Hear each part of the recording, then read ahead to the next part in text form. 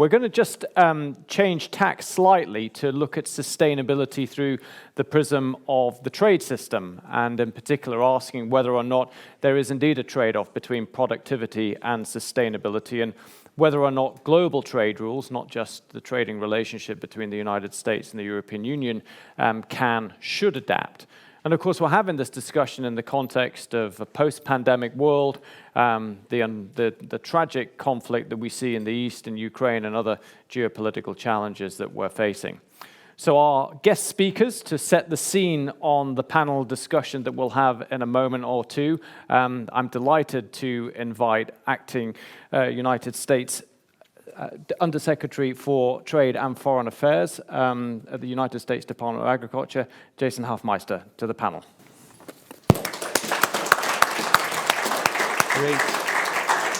Thanks, Mark. Thanks for setting up this event, having a great couple of panels before me, and now giving me a chance to talk a little bit about trade. So just to recap, we've heard today that farmers have two jobs globally: feeding the world and its growing population, and conserving, protecting the environment.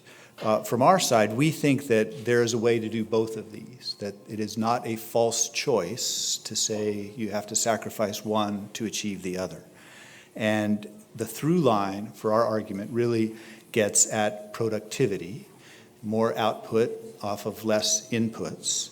And really, we want to find a way to capture the interest of producers to increase productivity, and consumers who are looking at the gains of efficiency. And so trade is a central part of this challenge for us. We think we need an open, transparent, market-oriented, predictable system to create the enabling environment on both the production and the consumption side. And if you think about the trade system, there's a static element to it. That is, that the gains from trade exist when a more productive company trades with a less productive company. For example, in the United States, we're world beaters in growing wheat and corn and soybeans. We sell a lot of that product to Central America. Central America is not a great place to grow these crops, but they're awesome at growing pineapples and bananas and coffee and other things. It's the gains from trade that allow us to do what we're good at, that not only creates economic gain, but it also helps farmers farm according to their land. We don't force people to grow things that they're not good at. So this static element we think is important for farm income and for environmental reasons. But there's also a dynamic element to this, and this is innovation. That the larger the market that you have to sell into, the greater the incentives that will exist for, first, an entrepreneur to make an investment in a new technology, and second, for a farmer to adopt that technology. An American business will be less interested in making $1 billion play on a new technology if the product will only be sold in the United States. But if that product can be sold globally, that will attract more money. Similarly, an American farmer will be less interested in planting a new crop or raising a new animal if his market is limited just to the home market. But if we can sell into the world, then there's much more greater interest. So trade is the lever that allows us both to get these static gains from exchange, but also to create the environment for innovation, which we're all focusing on here today. So as we think about trade, there's a few ideas that we have. One is certainly that we don't want to restrict the trade in products of new technologies, that products that are developed, farmed in some new way, but are deemed unacceptable, particularly in a big global market, in a place like Mexico, let's say, that's going to stop innovation, that's going to stop adoption. So right now, many of you know, we're having a very serious conversation with Mexico exactly about this, about their adoption of biotech traits, how that's important for U.S. farmers, how it's important for our climate strategy. So we want to make sure that recognizing we share many of the same goals in terms of supporting farm income, supporting better environmental outcomes, but we also need to recognize that we operate in different environmental contexts. And certain farming practices may be better in one country and not in another.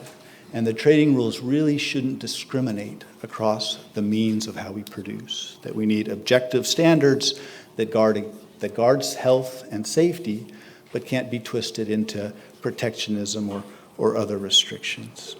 And so that's an important element we think that the trading system needs to recognize going forward. Another important element that we've worked on and had some conversation today is building the market for climate-smart production. So we've invested quite a bit of time and effort into finding what we think are better and best farming practices. We are measuring them right now through our climate-smart commodities partnerships.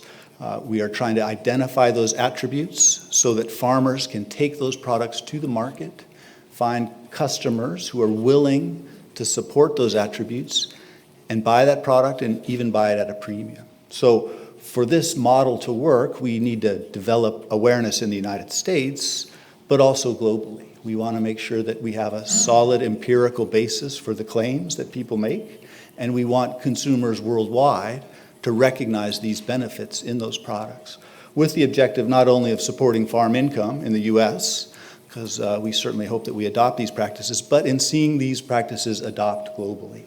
And so a global market that recognizes these virtuous production practices, to us, is a key for developing more sustainable agricultural systems. A third thing that we focus on is global exchange of information. So we do see this as a global challenge. We do want to develop global markets. We do want to guard against misinformed policy. And so the sharing of information is core to what we're doing. We're involved in several coalitions, some of which have been mentioned today. Climate Sustainable Productivity Growth Coalition, AIM for Climate. We're involved in the Methane Pledge. We're here in Europe for the Collaborative Platform on Agriculture. All of these are ways for us to share best practices, share empirical measures to develop better understanding among consumers and regulators about the benefits of climate smart and other progressive production practices. We are very much committed to a market-based system. And one way to think about this is that there are real limitations to a more regulatory or mandatory system. And one way I think about this is, we could try to subsidize the production of climate-smart products or other virtuous production methods. And we've certainly heard, even today, about the importance of farmers getting a fair return for making the investments that we think are necessary. But it's a very big proposition, right? The value of U.S. agriculture, farm gate value, is around $500 billion, right? That is a really big market. The mighty USDA, we certainly get funding from the federal government, but the kind of money we have available pales in comparison. This year, Secretary Vilsack turned over the couch cushions, looked for extra money to launch the Climate Smart Commodities Partnerships Program, and came up with $3 billion, which is a lot of money, but pales in a $500 billion market. In the previous administration, Secretary Perdue had a challenge when China trade war broke out, and we needed to address U.S. farm income losses. He found $28 billion. That's a lot of money, right? Most countries don't have it, but that's pennies on what really needs to be done here. So this challenge of subsidizing, just finding the money before you get to all of the regulatory and the efficiency and the fairness challenges of a subsidy system are really daunting. Similarly, a regulatory approach that would mandate practices has challenges. Can we identify the best practices? Can we implement them in a fair and transparent manner? How will this work across farmers who have different production conditions? How will this work across farmers who have different climatic and other conditions? How does this work globally as countries around the world are looking at these same challenges? So this is really intimidating for us. And so that's why the U.S. approach is very much founded on, let's try and develop the market for these products. It's based on the presumption that we think farmers who have invested in their own land want to see the benefits of sustainable practices, that it can be both profitable and a long-term investment in their family tradition, but also that consumers value these things. And so we're very much focused on this Climate Smart Commodity Partnerships program that Secretary Bonnie talked about.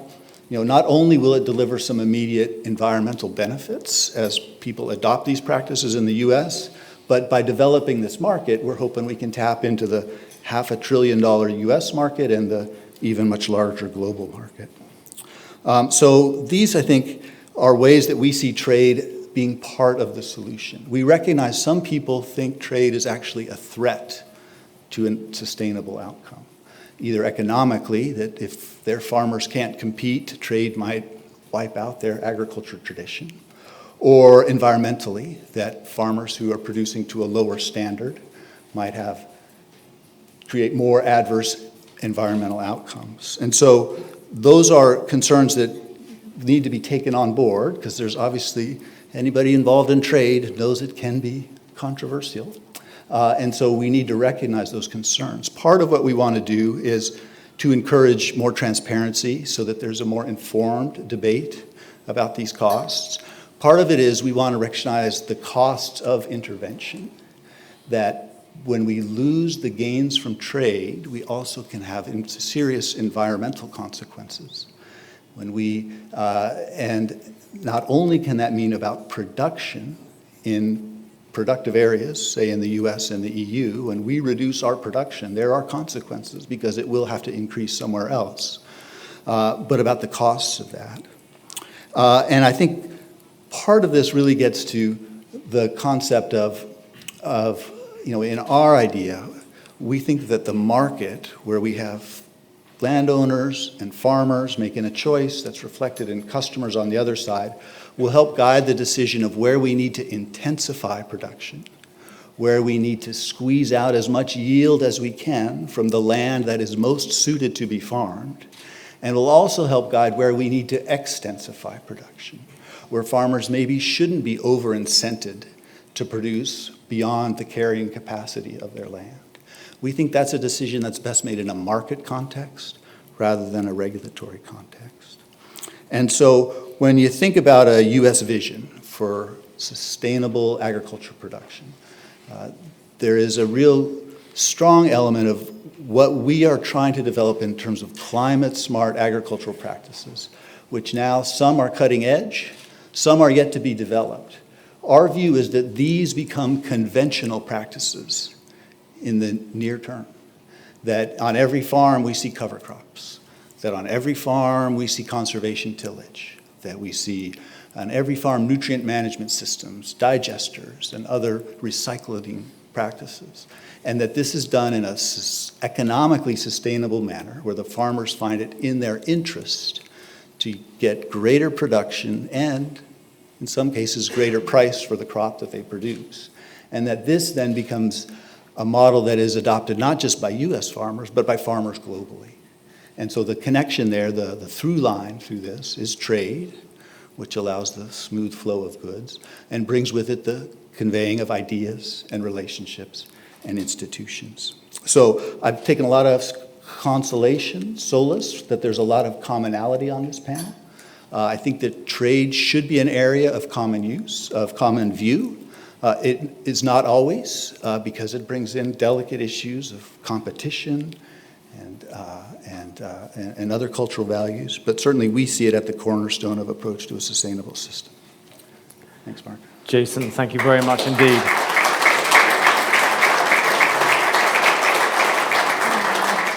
Jason, just before I invite Maciej Golubiewski to the podium, I don't want to lead you, but throughout, I was listening to you, you seem to be of the view that trade is an enabling policy in this area, and that the fil rouge, the red line that runs through it, is it needs to be outcome-driven rather than prescriptive, giving the market the opportunity to provide the innovation practices to deliver what's needed. Is that a fair interpretation of what you were saying?